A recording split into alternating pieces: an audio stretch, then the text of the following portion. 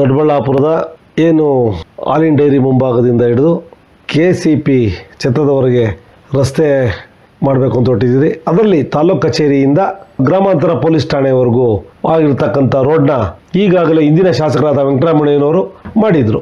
ಮಧ್ಯ ಡಿವೈಡರ್ ಮಾಡಿ ಎಲ್ಲ ರಸ್ತೆ ಆಗಿತ್ತು. ಆದರೂ ಏನೋ ವೈಟ್ ಟ್ಯಾಪಿಂಗು ಕಾಂಕ್ರೀಟು ಅಂತೇಳಿ ಈಗಿನ ಶಾಸಕರು ಮುತುವರ್ಜಿ ಹೊರಿಸಿ ಇನ್ನೂ ಚೆನ್ನಾಗಿ ರೋಡ್ ಮಾಡಬೇಕು ಅಂತ ಹೊರಟಿದ್ದೀರಿ. ನಾವು ಪ್ರಶ್ನೆ ಮಾಡೋದಿಲ್ಲ. ಆದರೆ ರಸ್ತೆ ಬದಿ ಏನು ಫುಟ್ಪಾತಲ್ಲಿ ಕಲ್ಲುಗಳಿತ್ತು ಅದನ್ನು ಈಗಾಗಲೇ ಕಿತ್ತು ತಿಂಗಳುಗಳಾಗಿದೆ.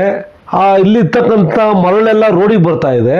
ಒಂದು ದ್ವಿಚಕ್ರ ವಾಹನ ಹೋದ್ರೂ ಸಹ ಹಿಂದೆ ಬರ್ತಕ್ಕಂಥ ನೆಡ್ಕೊಂಬರೋರು ಕಣ್ಗಳಿಗೆ ಧೂಳು ಹೋಗ್ತಾ ಇದೆ. ಯಾವತ್ತೋ ಕೆಲಸ ಮಾಡಲಿಕ್ಕೆ ಕಿತ್ತು ಸಾಮಾನ್ಯ ಜನಗಳಿಗೆ ದೊಡ್ಡಬಳ್ಳಾಪುರ ಧೂಳುಬಳ್ಳಾಪುರ ಮಾಡಲಿಕ್ಕೆ ಯಾಕೆ ಹೊರಟಿದ್ದೀರಿ?